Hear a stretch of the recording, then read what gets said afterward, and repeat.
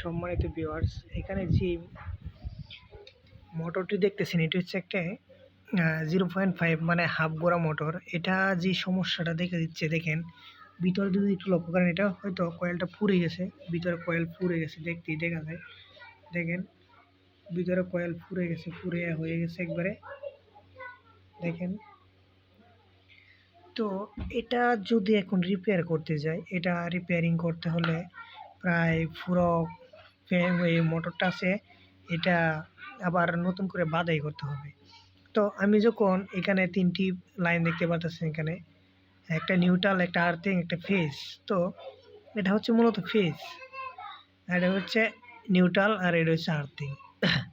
আমি যখন এটাতে ফেজ আর হচ্ছে নিউট্রালে লাইন দেওয়ার পর মানে অটোমেটিক টিকটা শর্ট করতেছে, মানে ফায়ার করতেছে লাইনে, এখানে ফায়ার করতেছে লাইনে কেবলে।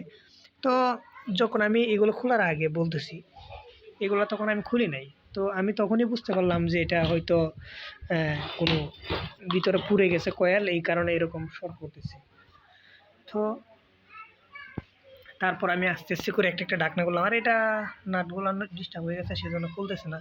আর এটা একে একে করে আমি সব কটা খুললাম, এটা খুলে যখন আমি এটা ঘুরাচ্ছি তখন এটা দেখতেছি একবারে ফিক্সড হয়ে আছে, মানে খুলতেছে না।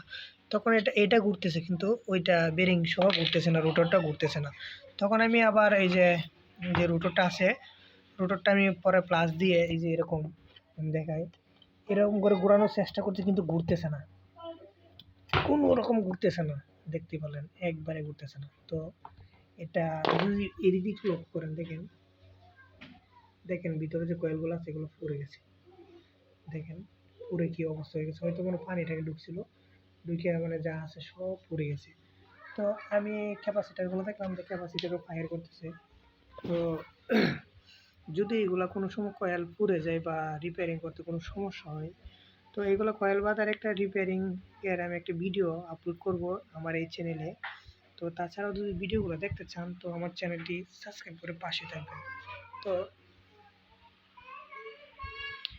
তো তাছাড়াও একটা এখানে দেখতে পাচ্ছেন একটা টেবিল আছে ফ্রিজের,